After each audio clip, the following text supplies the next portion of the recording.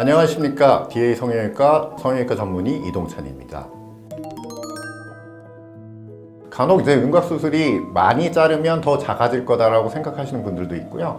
그렇게 되면 더 슬림해진다 이렇게 여기시는 분들도 있지만 DA에서는 그렇게 생각하지 않습니다. 얼굴의 형태가 가장 중요하다고 보고 있고요. 어떻게 하면 좀 더 예쁜 얼굴 형태를 가질 수 있는가, 또 이목구비와의 비율이 어떻게 하면 좋아질 수 있느냐를 가지고 플랜을 세우고 있습니다. 그렇게 해야지 결과적으로 좀 더 자연스럽고 작고 아름다운 얼굴 형태를 가질 수 있다, 이렇게 생각하고 있습니다. 먼저 이제 CT 촬영을 진행하게 됩니다. CT 촬영을 하는 이유는 실제로 보이는 얼굴과 또 뼈의 형태가 좀 다르게 보이는 경우도 있고요.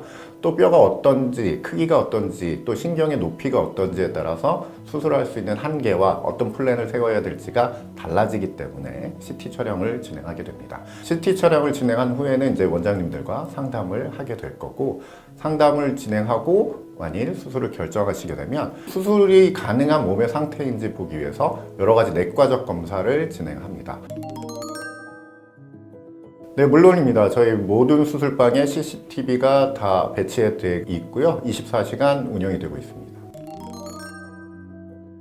윤곽수술은 전신마취로 기본적으로 진행이 됩니다. 전신마취로 진행하는 이유는 여러 가지가 있는데, 일단 전신마취가 훨씬 더 안정적이라고 볼 수 있습니다. 왜냐면 환자분이 특별히 막 움직이거나 격하게 일어나거나 이럴 상황도 발생하지 않고, 기도를 이제 튜브, 삽관을 통해서 막아놓기 때문에 입안을 계속해서 세척을 해야 되는 윤곽수술의 경우는 전신마취가 훨씬 안전한 마취라고 말씀드릴 수가 있습니다. 수술 중에는 항상 저희 마취과 원장님들이 방 안에 상주하셔서 환자분의 상태를 모니터를 통해서 항상 보고 계시고요.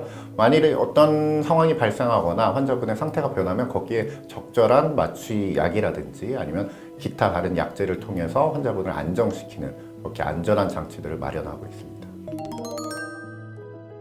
고종핀 자체에서 염증이 생기지는 않습니다. 물론 이제 보형물이나 이물질이 들어가 있을 경우 염증이 문제가 되는 경우가 있는데, 이 경우는 이제 염증이 생겼을 경우 그런 이물질의 염증이 닿으면, 세균이 닿으면 해결이 잘 안 된다는 문제가 있다라는 거죠. 고종핀 자체는 되게 작은 크기고요. 깊은 부위에 있습니다. 그래서 염증이 잘 생기지가 않아요. 그 주변부에서. 자체에서 염증이 생긴다는 경우는 거의 없기는 합니다. 물론 아주 드물게 그 주변에 염증이 생겼을 경우는 고종핀을 어떻게 제거하거나 바꿔줘야 되는 경우가 생길 수는 있어요, 이론적으로. 근데 그렇게 흔한 경우는 아니라고 보셔도 됩니다. 또 이제 많이들 궁금해 하시는 게 이제 엑스레이나 CT에 보이느냐, 이건 당연히 보입니다. 또 이제 MRI 찍을 때 괜찮냐고 여쭤보시는 분들이 있는데 괜찮습니다. 티타늄 소재로 되어 있고요. 전혀 문제 없다, 이렇게 말씀드리고, 또 하나 이제 공황 검색 때 걸리지 않느냐, 이것도 같은 식으로 대답을 드립니다.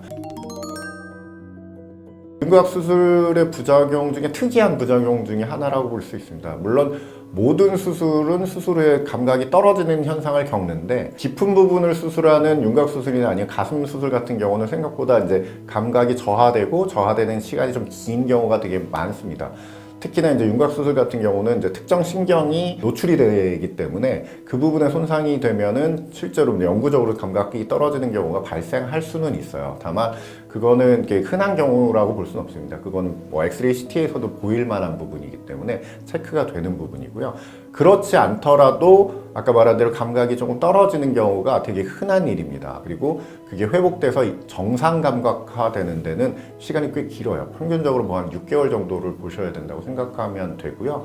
CT나 이런 데 이상이 없는 걸 확인하면 조금 안심하시고 좀 기다리는 시간이 필요하다고 말씀드릴 수가 있습니다.